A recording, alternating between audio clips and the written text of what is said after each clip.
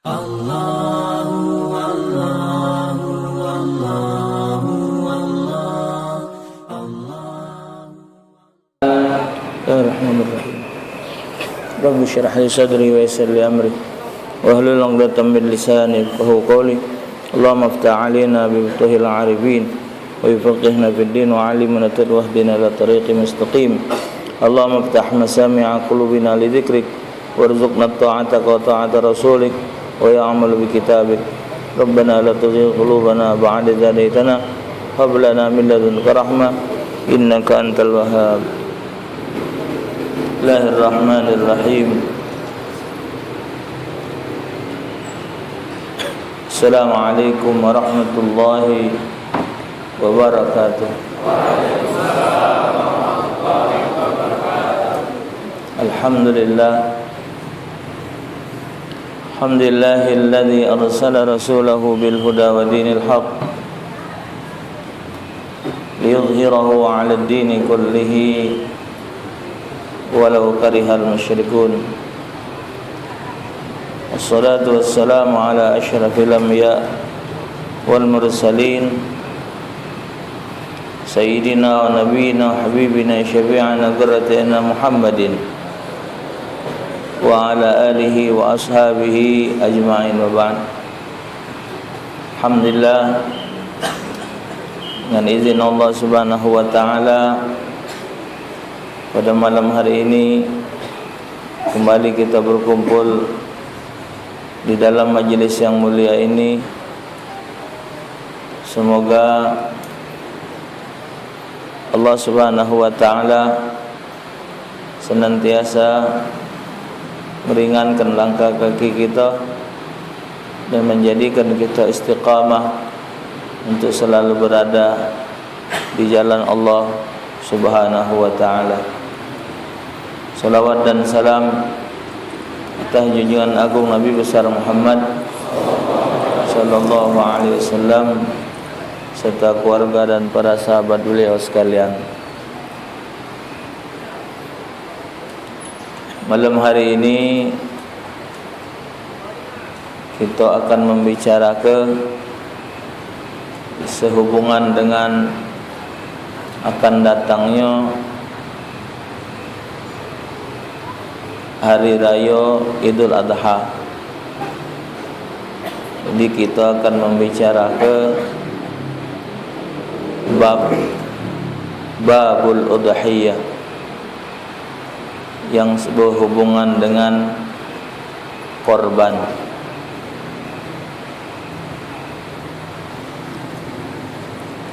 Korban ini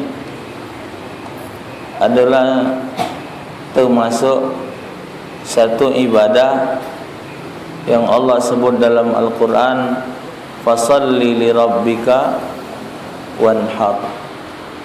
Maka hendaklah salat olehmu ya Muhammad, wanhar, dan lakukanlah penyembelihan hewan kurban.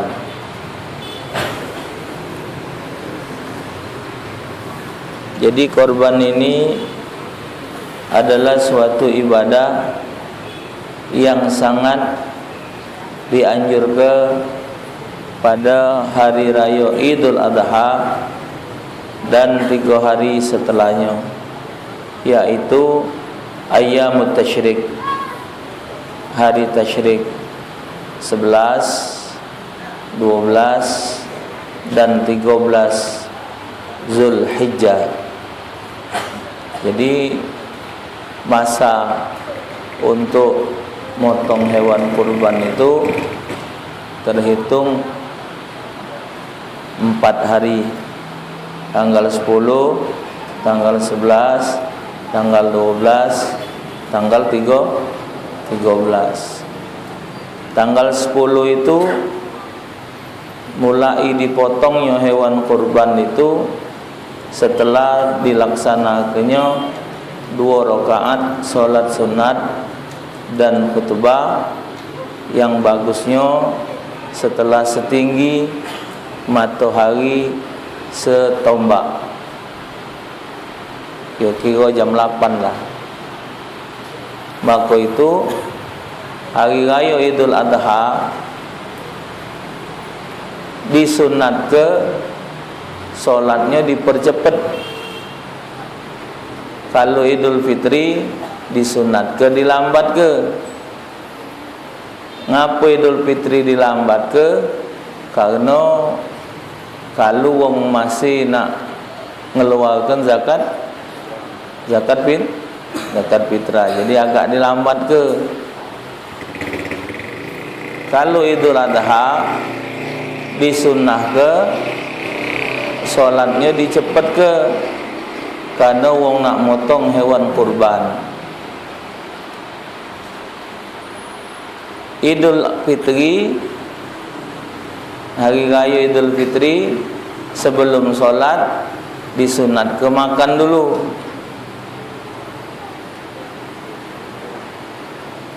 Ya laki kira secukupnya dulu lah. Kupat 2, empek jak 10 lah. Ya, baru solat. Karena kita lah sebulan tidak makan.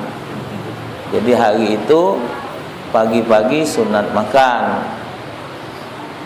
Idul Fitri, Idul Adha disunahkan oleh Rasulullah dari mulai waktu subuh tanggal 10 Zulhijjah sampai selesai salat Idul Adha. Itu disunatkan puasa. Namanya puasa burung. Tidak perlu niat, cuman dia nahan diri untuk tidak makan. Disunnah ke, dan itu yang diamalkan oleh baginda Rasul sallallahu alaihi wasallam.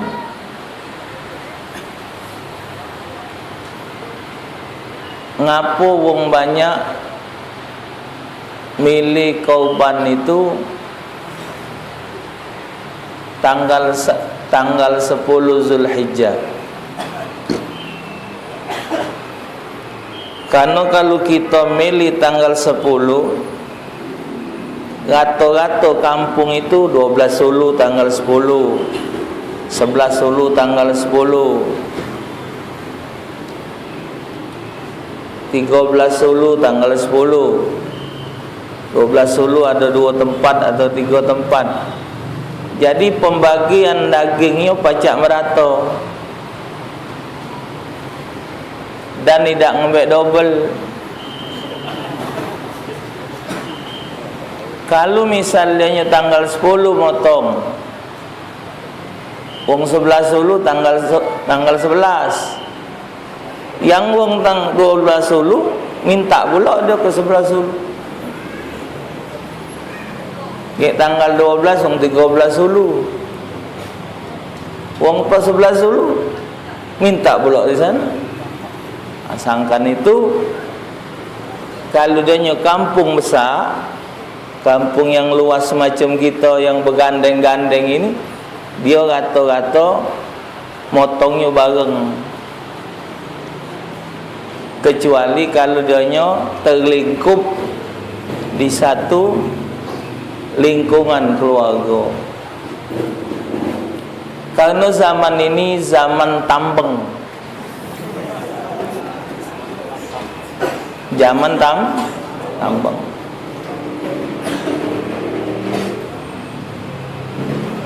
Awak dak kata pendukung nak menang, tambeng. Kalau zaman wong tua kita dulu, tidak diundang tak galak datang. Atau kita ngundangnya ngejut, tak galak dia. Kita ngundang dia di jalan, tak galak. Beneran, nah makcik, mana pok apa Zat? Gak sore jatuh nak tahlil nuju hari, dan tak ada datang. Dianggapnya itu wong tidak punya akhlakul karimah, tidak punya budi pekerti. Itu diundang, diajak untuk datang. tapi bertemunya di jalan atau diumumkan di musola, di masjid. Ada yang tak mau datang. Nggak. Ngapo? Aku ada rumah. Jadi nak datang ni. Zaman ini tidak diundang pun dia datang. Padahal kata Rasulullah, kalau kita orang sedekah tidak diundang, kita datang, makannya haram hukum. Haram hukum. Kenapa jadi haram? Karena kata ulama, makanan tu kalau boleh rinjuk nama lah dinamui. Misal kita ngundang orang 100, kita nyiapkan pempek telur 100, kita namui 1, 2, 3, 4, 5, 6, 7 sampai 100. Ini sudah ada si anu nomor 1, si anu nomor 4, si anu nomor 5, si anu, sudah ada nomor istilahnya. Yang nomor 101 tak katik. Yang 101 datang tanpa undangan. Dia makan yang punya nomor 20. Jadi yang jatah orang nomor 20 hilang. Maka yang datang katik undangan tadi dianggap mencuri hak orang. Maka tidak boleh kita datang kalau kita tidak diundang. Makna tidak boleh datang di situ kalau kita makannya. Kalau misal kita punya tetangga atau kawan, menurut kita dia tak mungkin tak ngundang. Mungkin terlupa baik atau khilaf. Untuk menjaga persahabatan, silaturahmi, kita datangi. Maca Yasin melok, tahlil melok, doa melok. Pas makan berbagai macam alasan. Ada orang nelfon lah, kita WA dengan isteri kita atau anak kita, nak telefon papa. Telefon, Assalamualaikum. Ya. Oh ya, papa balik ya. Misi kita dengan tuan rumah. Kak, aku nak komisi dulu. Ada tamu, anakku nelpon di rumah. Padahal tak ada. Kenapa? Karena kita tidak diundang.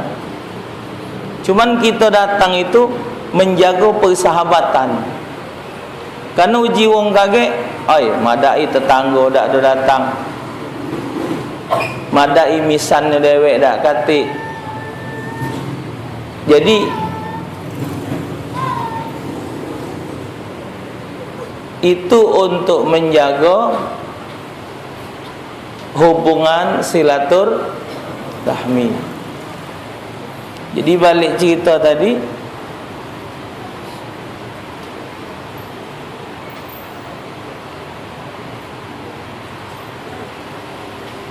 supaya meratanya pembagian daging tadi, wong milihlah tanggalnya tanggal 10. Kalau sabda Nabi, tidak ada pekerjaan yang dilakukan oleh anak Adam pada hari nahar 10, 11, 12, 13 itu yang lebih disenangi oleh Allah daripada amal yang lebih disenangi oleh Allah daripada menumpahkan darah, yakni menyembelih hewan kurban. Bahwasanya kurban itu akan datang pada hari kiamat dengan sekalian tanduknya dan kuku kakinya, dan bahwasanya darah yang jatuh itu pada suatu tempat kemuliaan. Fatibu biha nafsan, maka sukakanlah diri kamu dengan kurban itu. Riwayat Imam Tirmidzi dan Imam Hakim. Bahkan dalam sebuah hadis disebutkan Rasulullah menyuruh Siti Aisyah untuk menyaksikan hewan kurban yang dipotong. Jadi hewan kurban yang dipotong itu disaksikan oleh Siti Aisyah. Karena begitu jatuhnya darah hewan kurban yang jatuh ke bumi, dari saat itu dosanya diampunkan oleh Allah. Maka itu kata Rasulullah, apabila masuk tanggal 1 Zulhijjah, bagi yang nak melaksanakan kurban, dianjurkan untuk tidak motong rambut dan dianjurkan untuk tidak motong kuku, supaya dia mendapat pengampunan dari Allah dengan mendapatkan pengampunan yang sempurna. Itu tapi hukumnya sunat. Kalau dianya memang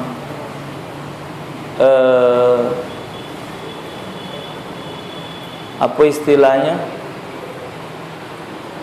kalau memang terganggu dengan keberadaan rambut atau kukunya, ya dia potong. Kalau dia tidak terganggu dengan kuku agak panjang itu, makruh ditetak. Misal rambutnya panjang, poninya nutup gai sini, berjalan no, terkabak-kabak, dia tetak, jangan lolo. Barang haram tidak, nutup. Oh, ngapa? Jangan. Aku nak korban. Kau tu yang korban. Itu namanya nyusahkan. Barang tu bukan haram, bukan motong tu lantas wajib kita potong jadi haram, tidak. Itu namanya sesuatu yang apa tadi itu,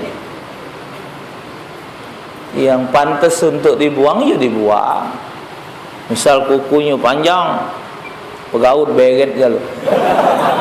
Oh, beret, cewek tebok.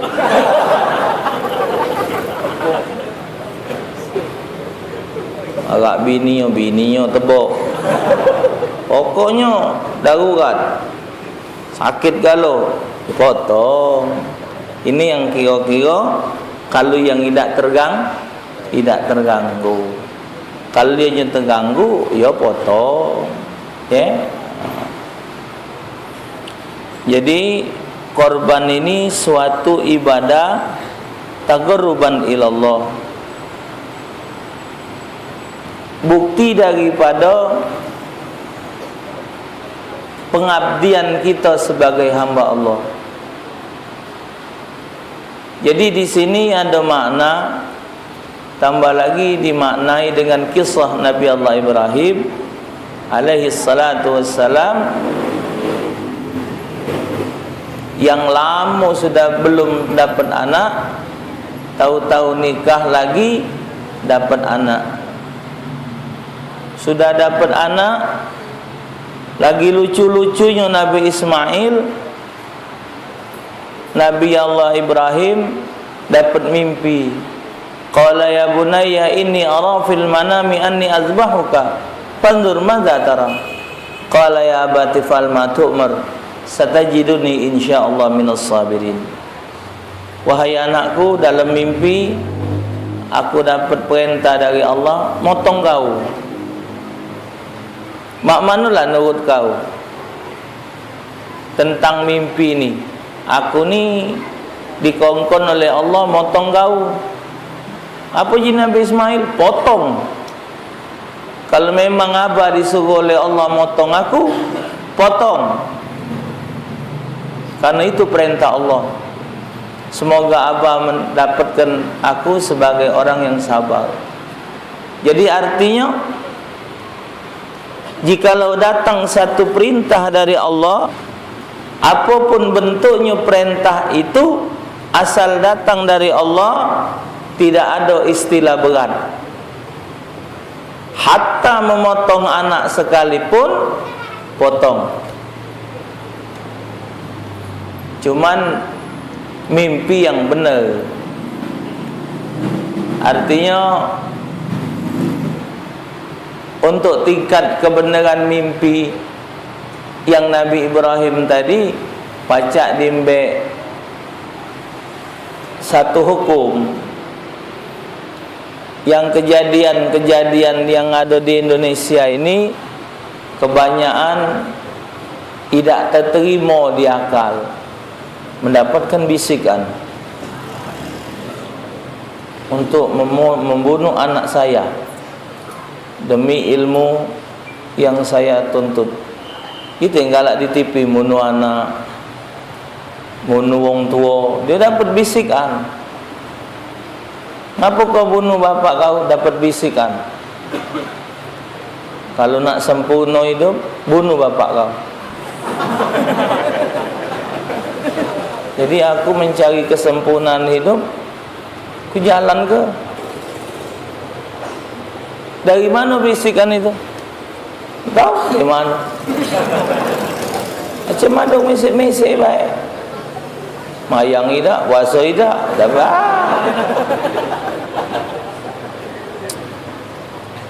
Itu tak ada apa? Tidak kelop. Mimpi yang tidak dapat dipertanggungjawabkan. Sabda Nabi sallallahu alaihi wasallam, azimu dhahayakum fa innaha 'ala sirati matayakum. Perbesarlah hewan korban kamu, sesungguhnya dia hewan korban tadi 'ala sirati matayakum, di hari kiamat nanti di atas siratal mustaqim akan menjadi kendaraan kamu. Jadi hewan kurban itu akan menjadi kendaraan kita waktu kita berada di atas siratal mustaqim. Dianjurkan oleh Nabi untuk beli yang besar, maka dimakruhkan oleh ulama kalau kita beli hewan kurban yang kurus, tambah lagi yang penyakitan. Ya tergantung dengan kita kendaraan tergantung dengan kita. Apa kita nak make Kijang tahun 86, apa kita nak make Innova tahun 2004, apa kita nak make Pajero.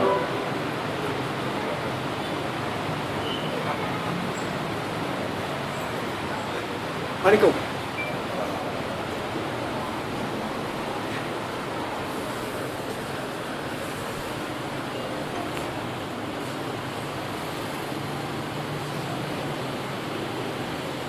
Apa kita nak make CRV, apa nak make sedan, itu terserah kita. Yang penting mobilnya hidup.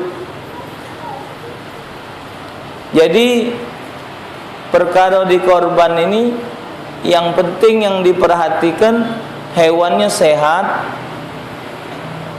tidak rusak. Yang merusak sampai ke dagingnya. Kalau misal kulitnya gompel sedikit tapi tidak ngusak kepada dagingnya, tak apa. Tanduknya pecah, tak apa-apa. Katik tanduk, tak apa-apa. Cuman umurnya masuk. Jadi yang nak diperhatikan tu umur. Umurnya 2 tahun. Kambing umurnya 2 tahun. Sapi 2 tahun masuk 3 tahun. Onta 5 tahun masuk 6 tahun. Ini kalau umur. Jadi kalau kita ngembek dari umur, yang tahu itu yang punya barang, yang miara. Jadi kalau kita nak beli, tanya kakaknya.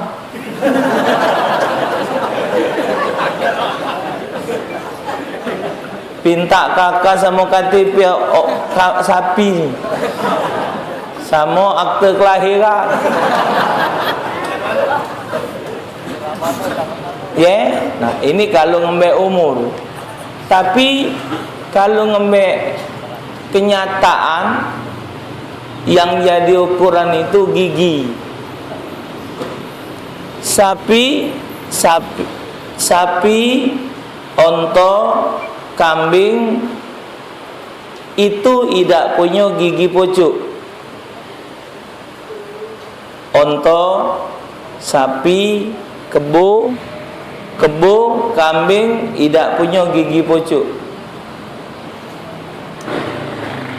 Ya tak pulak nak tersinggung yang enggak katik gigi.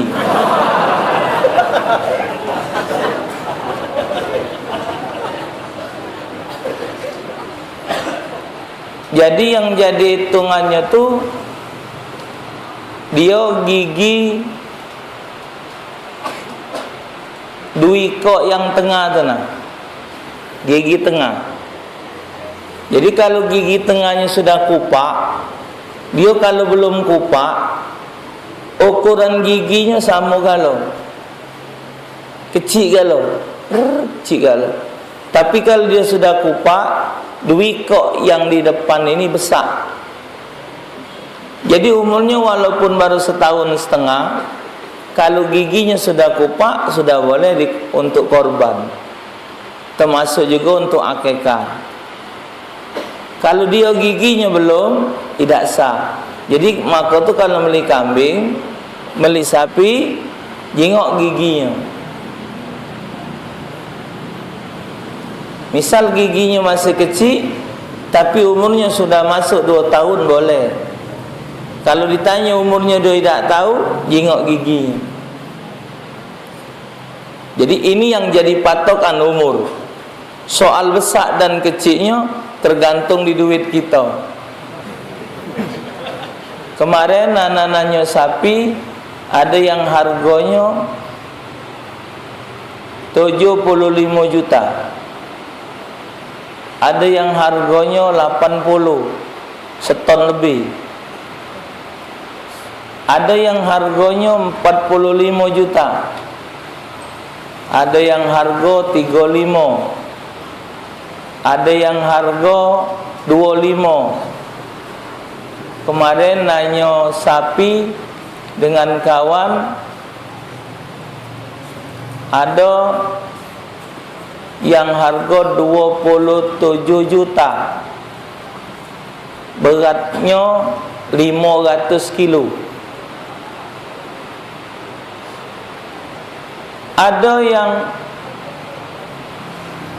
17 juta, ada yang 18, ada yang 19, ada yang 20, ada yang 25, tergantung di kita. Yang jelas hewan yang kita beli itu akan menjadi kendaraan kita.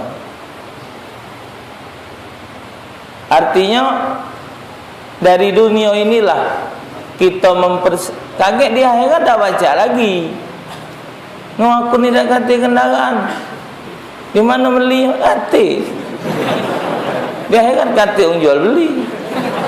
Pegadaian lah tutup. Bank lah tumpah melepas. Kata lagi. Segala yang di akhirat itu wal akhiratu darul jaza. Akhirat itu cuma tempat pembalasan.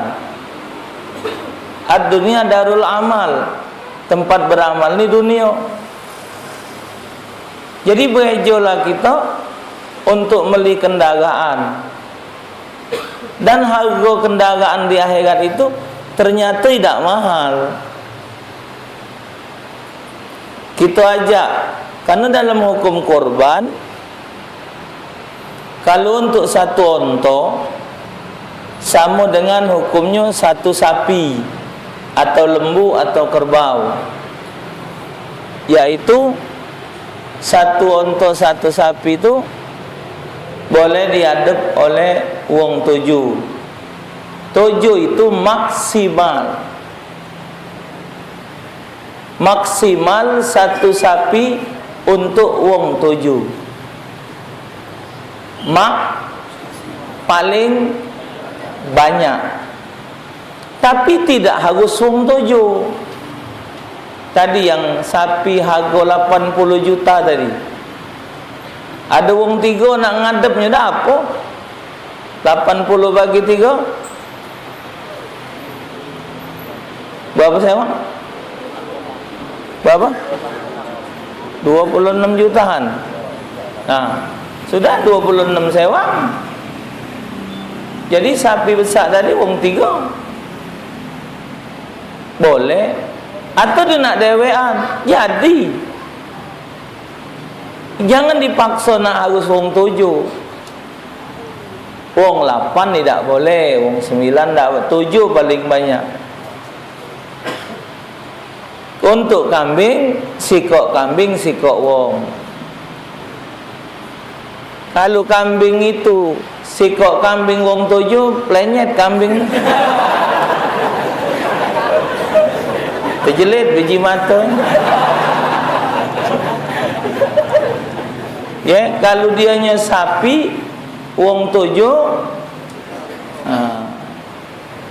kalpi kalau nak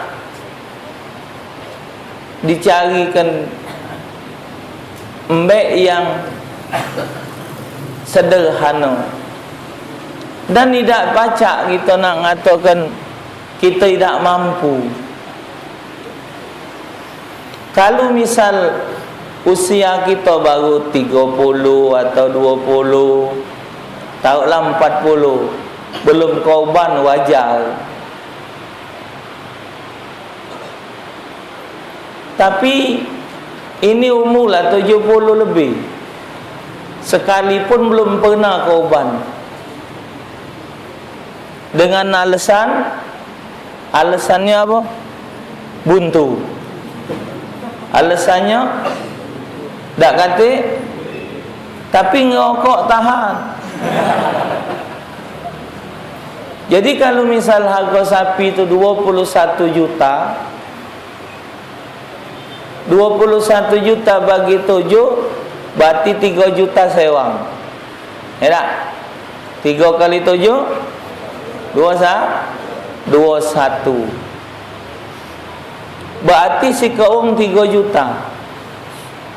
3 juta dibagi 10 bulan, berarti sehari 10.000. Rokok sebungkus 20.000. Di manalah bucunya dikata ke dia miskin? Itu kalau misal sehari 10.000, artinya sebulan 3.300, 10 bulan 3 juta. Itu kalau dianya 10.000. Okeylah dianya tidak mampu, hitung sehari 5.000, berarti butuh 20 bulan.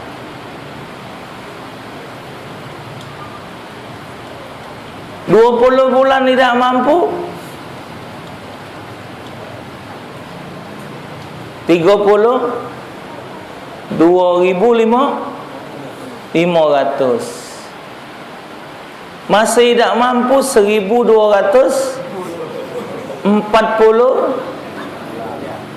Artinya tidak ada alasan untuk tidak kurban.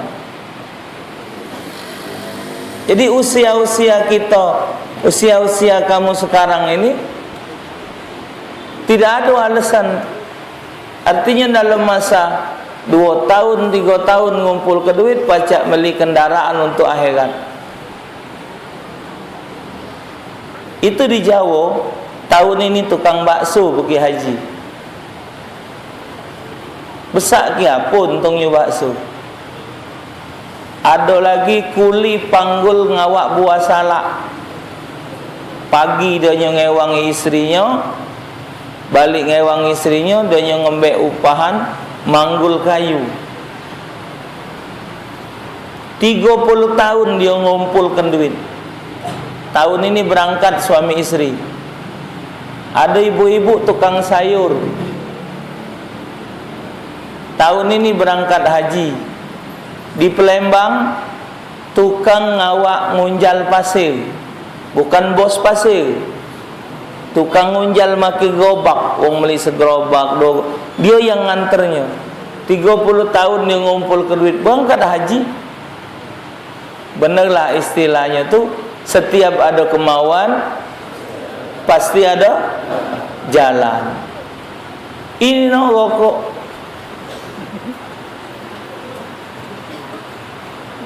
Kalau dari jauh Samsung, apaan teparak joget. Ada beradik warna. Oh, dengan bangganya dia ngerokok. Dia tidak mikirkan kendaraan di akhirat. Ya, jadi tambah lagi dalam hukum kurban ini bukannya seumur hidup sekali, dianjurkan setahun sekali. Hukum kurban ini sunat muakkad kifayah, sunnah yang dikuatkan, sifatnya kifayah. Artinya dalam satu keluarga sudah pacak terwakili dengan satu kurban. Bukan artinya satu keluarga cukup satu kurban, dah. Kalau misalnya dalam satu keluarga tadi dia ada korban 5 beranak, 5 kambing atau 7 beranak dengan satu sapi, bagus. Wa kana Rasul sallallahu alaihi wasallam, dalam hadis Rasulullah setiap tahun beliau berkurban, melaksanakan korban. Karena dalam hadis umirtu bin nahri wa huwa sunnatul lakum, aku diperintahkan oleh Allah untuk korban, sedangkan korban itu sunnah buat kamu. Jadi wajib buat diri Rasulullah, sunnah buat kita. Kalau memang kita kepengen niat nak korban, tapi kita tidak mampu untuk berkorban, itu lain cerita. Ini dia yang memiliki kemampuan tapi tidak punya keinginan. Dalam hadis yang lain disebutkan oleh Rasulullah, man kana lahu sa'atun falam yudhi fala yuqarribanna musallana. Siapa memiliki satu kemampuan untuk melaksanakan kurban tapi dia tidak kata keinginan untuk motong hewan kurban, untuk berkurban, fala yuqarribanna musallana, jangan dekat-dekat di tempat solat kami. Tuh, hitungannya macam tadi. Kebutuhan hidup berapa sehari? Masa dia tidak mampu untuk korban setiap tahun? Sedangkan korban ini tidak ada rugi untuk dia. Kurban ini akan menjadi kendaraan buat dia itulah. Jadi kalau dia sangkin Sayyidina Bilal bin Rabah, sahabat Rasulullah, termasuk golongan yang miskin, sangkin Sayyidina Bilal kepengin nak korban tapi tidak mampu, beliau motong seekor ayam. Biarpun ayam tidak dikongkon korban, sangkin aku nak ibadat kepada Allah, ayam ku potong. Sangkin dia kepengin, tapi dia tidak mampu. Nah, bagi orang-orang yang memang tidak mampu tapi kepengin untuk kurban, insyaallah sudah diwakili oleh Rasulullah tiap tahun. Rasulullah waktu motong hewan kurbannya berdoa, hadza min Muhammad wa ali Muhammad wa ummati Muhammad. Ini korban dari Muhammad, keluarga Muhammad dan umat Muhammad. Jadi saat itu kita belum lahir, Nabi sudah setiap tahun motongkan hewan kurban untuk umatnya juga. Tapi jangan dengar hadis ini lantas kamu tidak korban. Ay, Nabi lah ngoban ni. Lah diwakili lah. Senang latih tu. Itu buat wong-wong buntu. Ini kaget beli es yang mahal itu, makan sampai sekian ratus ribu. Pulsa aja berapa coba? Pulsa ada yang 2.000. Paling murah apa? Paling murah apa? 10, 5. Berapa hari tahan? Hah? Nah, beli yang paket 14 giga 96 di Telkom 96. Yang 100 ada yang 100 jual 100.000. Paketnya sebulan. Tahan. Tidak nolong dia heran. Yang 10.000 tadi tidak tahan. Artinya paling tidak seumur hidup kita ada pernah sekali. Kalau kita mampu, apa salahnya tiap tahun. Tuh ya. Nah. Dan korban ini berlaku bagi wong yang sudah akil balik. Jadi tidak usah dipejel-pejel ke budak kecil. Kami ini 7 beranak Ustaz. Aku, biniku, anakku 5, anakku 3, emakku sama mertuaku betina. Jadi anakku 3. Umur anak kau berapa? Yang paling besar tu baru 5 tahun. Yang kecil tu 3 tahun. Yang kecil nian tu baru 3 bulan setengah. Yang belum akil balik itu dihukumkan kepada akikah. Yang lah akil balik baru dimasukkan kepada korban. Dalam penentuan kurban ini diharamkan kalau dia korban wajib, diharamkan yang berkorban itu makan dagingnya, haram. Tapi kalau dia korban sunat, disunahkan dimakan dagingnya, sunnah. Maka itu pembagian hewan kurban itu dibagi kepada 3. 1/3 hak yang berkorban, 1/3 untuk disedekahkan ke kaum fakir miskin, yang 1/3-nya dihadiahkan inilah masuklah kepada wong berduit sama wong kafir. Jadi kalau kita korban, para rumah kita ada wong agama lain, wong kafir, tapi kafirnya kafir zimmi, bukan kafir harbi. Kafir zimmi itu wong kafir yang tidak musuhi Islam. Kalau kafir harbi itu kafir yang musuhi Islam. Kalau kafir harbi tak usah dinjuk. Kalau dia kafirnya kafir zimmi, boleh dinjuk untuk nyambung silaturahmi. Ini apa jinyek tu? Kami korban cicip inyek. Oh, kamsia ya. Dia mikir, oh orang Islam baik, tetangga baik. Dengan wong kaya berduit tadi boleh dinjuk.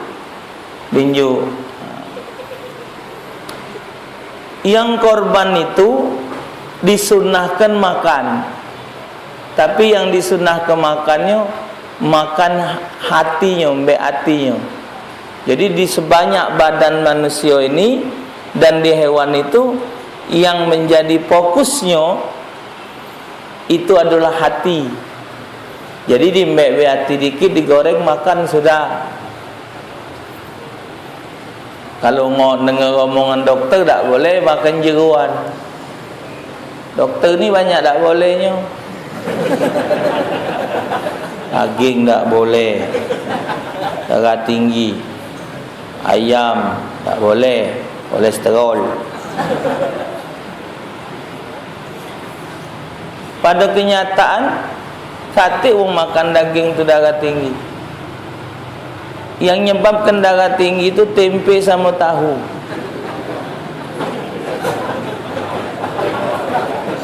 Ingatlah orang makan tahu dan tempe. Marahnya bini.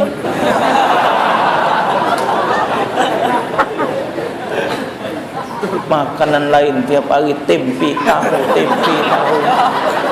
Rajun lain. Kalau tiap hari bini yang nunjuk makan daging ni tak ngotok. Sehari ni makan malbi, besok sop, besok rendang.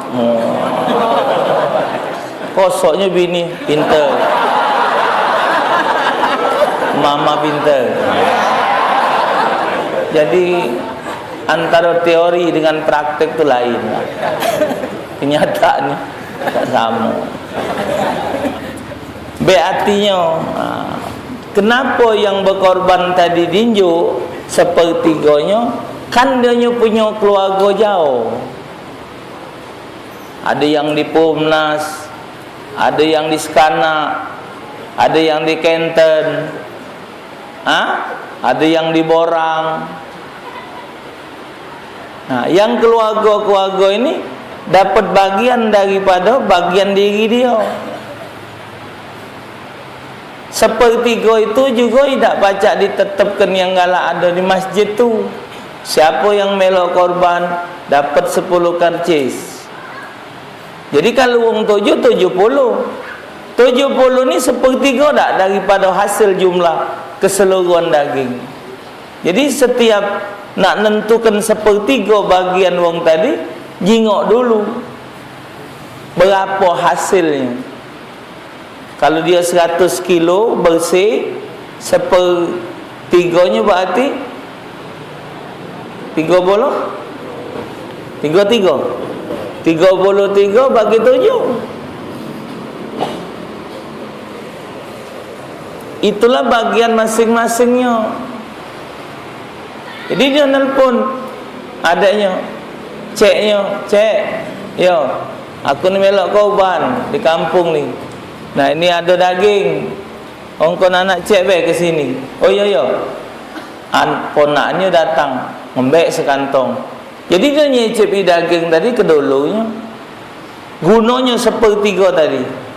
Dianjurkan oleh ulama, kalau kita ni korban, kita ni ibadat, tak usah kita makan daging tu. Kita sedekahkan galau.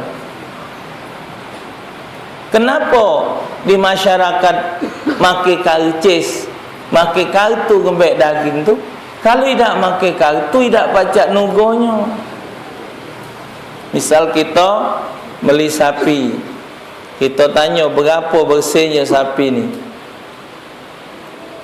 Kira-kira 120.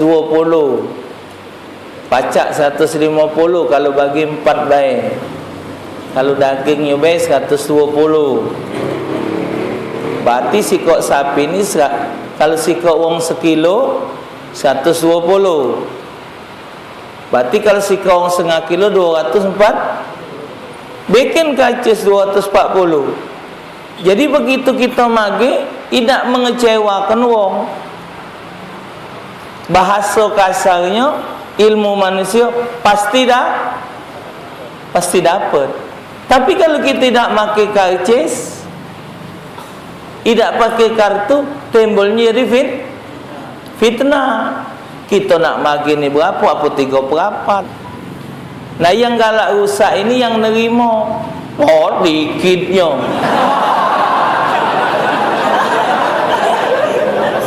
Namanya kita ngambil berkat. Bukannya kita nak bersenang-senang, ambil berkat ni, nyecip. Yo, dikit. Yo nak banyak muat sop. Isi kecil-kecil. Tambah kentang 4 kilo. Kubis 2 kilo. Hotel 5 kilo. Jadi tu elu kau. karena wortel. Itulah penyakit manusia. Bukannya bersyukur, bukannya mikir. Dinjuk wong sedikit tu alhamdulillah, daripada aku yang tidak korban. Ini kadang-kadang sifat tomaknya keluar. Di musola ini minta, di musola itu minta, di rumah itu minta. Untuk apa banyak-banyak? Sementara saudara kita yang miskin yang lain banyak. Maka itu panitia harus jeli. Dibagi wong yang bakal nerima tu dibagi dulu. Yang miskinian, yang sederhana, yang berduit. Yang diutamakan yang miskinian wong berapa? Yang wong sederhana berapa? Yang berduit berapa? Jangan sampai terbalik. Kadang di masyarakat yang wong yang tidak pantas tinjuk dia dapat, yang susah tidak dapat. Kadang-kadang yang magi ni tadi tidak amanat, dia dapat. Di rumah tu ada mantunya, mantunya dapat. Di rumah tu ada mertuanya, mertuanya dapat. Embel lah kau. Kau lah balik sapi si kau. Kau tainya tegol. Itu namanya toma. Kita tu cuma ngambil berkat baik. Inilah kadang-kadang di masyarakat itu saat ini yang kritis ini adalah kritis kepercayaan. Kambing dipotong, belum mati kambing, bijinya lah hilang.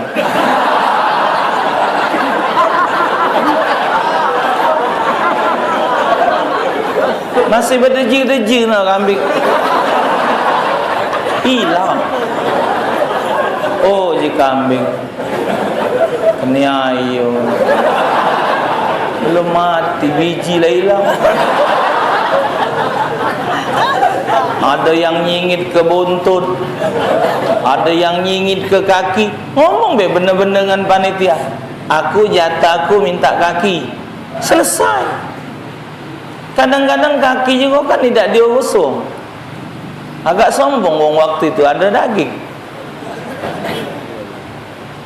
Kaki itu kalau sudah bersih, yang wong jual tunjang itu 150 itu, yang kaki belakang, yang besar.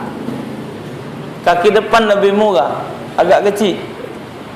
150 harganya. Bukan murah. Sepotong itu 35, 25, 15.000 harga tunjang itu. Kita giliran hari korban terbuang-buang kaki, babat terbuang, usus terbuang. Coba di luarnya tu yang dimakan soto yang harga 25.000 seporsi. Lagi kotor tu be wong nandak makan babat itu, malah bersih, muas.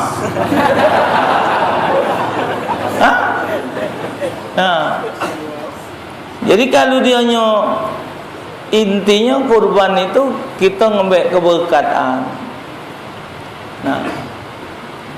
Tidak boleh kulit dan bagian yang ada di badan hewan kurban itu dijadikan upah untuk pemotong. Tidak sah. Tidak boleh. Jadi misal dia ngomong, mang minta potongkan, aku motong jadi, cuman kepala dengan kulit buat aku, tidak pakai upah lagi, itulah upahnya. Tidak sah.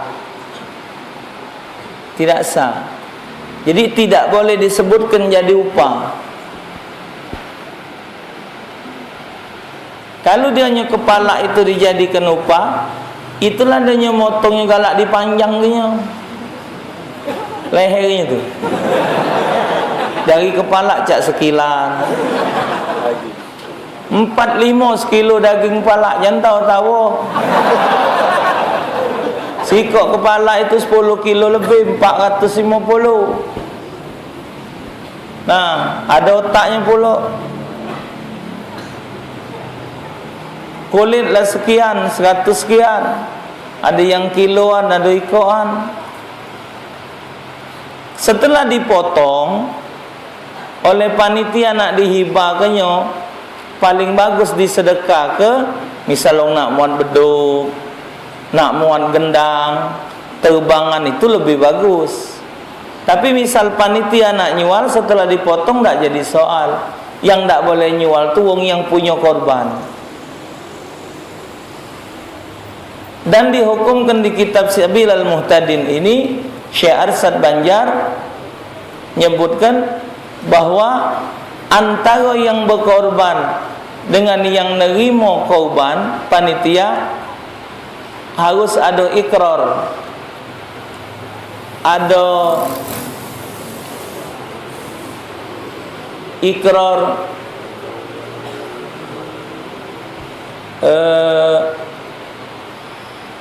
nyerahkan untuk minta diurus, macam itu. Dan motongnya harus pakai niat, karena korban ini ibadat. Jadi disebut ke dulu namanya.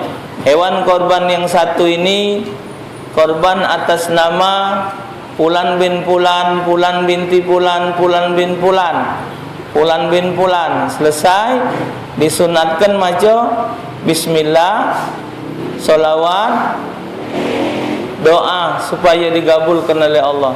5 sunnahnya. Basmalah, doa bil qabul, dihadapkan kepada kiblat. Kemudian solawat, bismillah, solawat, dihadapkan di kiblat, doa bil qabul, Allahumma shalli ala sayyidina Muhammad. 5 doanya itu sunnahnya. Jadi bismillahirrahmanirrahim, Allahumma shalli ala sayyidina Muhammad wa ala sayyidina. Takbir yang kelima, takbir. Allahu akbar, Allahu akbar, Allahu akbar. Ada yang nerangkan kalau kakinya 4, takbirnya 4. Kakinya 2, takbirnya 2.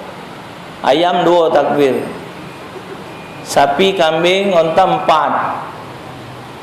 Allahumma hadhihi minka wa ilaika fataqabbalha minhum. Karena namanya sudah disebut. Ya Allah, ini korban nikmat darimu.